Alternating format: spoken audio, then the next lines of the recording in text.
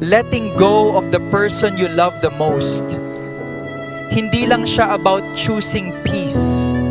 Minsan, it's choosing to break your own heart just so you can finally breathe again.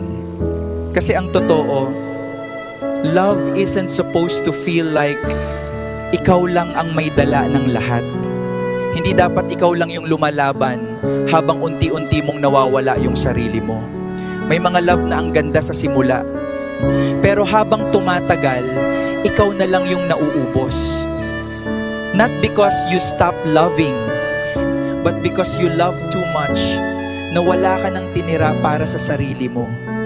At ang pinakamasakit, hindi ka nag-let go kasi wala ka nang nararamdaman. Nag-let go ka kahit mahal mo pa. You give space hindi dahil gusto mo ng distansya, pero dahil staying is slowly destroying you.